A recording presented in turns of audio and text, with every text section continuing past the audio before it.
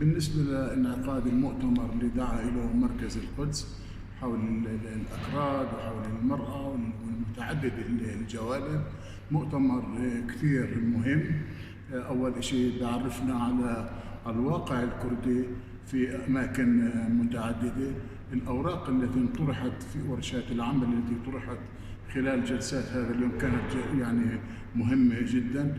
أيضا عرفنا على المواقف للقضية الكردية وما تعرضت له القضية الكردية، ودور المرأة الكردية أيضا في نضالها في التحرر وفي موضوع المواطنة والقضايا الاجتماعية، وما يتعرض له الأكراد يعني عبر سلسلة تاريخية من الزمن وما حدث في منطقة الدول الجوار. وأيضا يعني الدور المهم كان للأكراد في مقاومة الإرهاب وخاصة مقاومة داعش.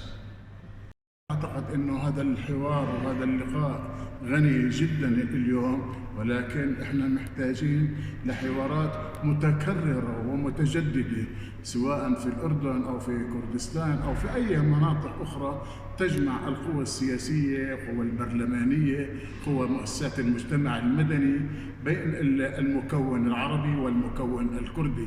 إضافة إلى ذلك أنا ذكرت يعني بخلال مداخلاتي حول يعني الدور الإيجابي أيضا للأكراد في الوقوف في قضية المواطنة في الدول التي هم موجودين فيها، وأيضا دورهم في دعم نضال الشعب الفلسطيني في تحرره، وكم العدد الهائل الذي استشهد وأصيب من أجل القضية الفلسطينية بالنسبة إلى الأكراد.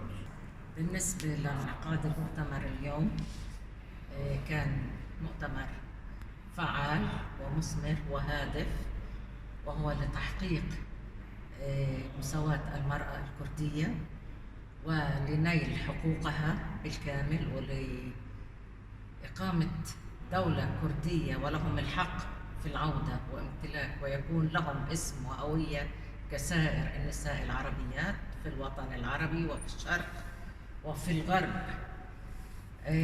ونتمنى أن لا تبقى هكذا الهوية مجهولة للأبد، وأتمنى أن لا يعلو عليهم بسبب رئيسهم رئيس الدولة الكردية كما هو محكوم عليه أن تفضل الوضع على ما هو عليه. لكن احنا نتمنى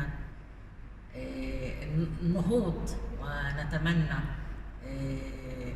أن تبقى المسيرة قائمة، وأن لا يفضل يأس في العقول ولا في التحرك، وليس الجمود، وابتداء من هويتهم وابتداء منهم صغيرا وكبيرا، وتعليم أبنائهم بأن هذا حق مكتسب لهم شرعيا وقانونيا، لا يتنازلون عن هذا الشيء.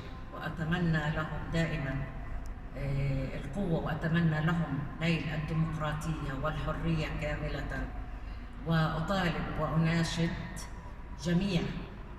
جميعهم نساء ورجالا أن يتكاتفوا وتستمر المسيرة، وسوف يأتون يوما وينولون الحرة كاملة وإقامة دولة كردية لهم جميعا.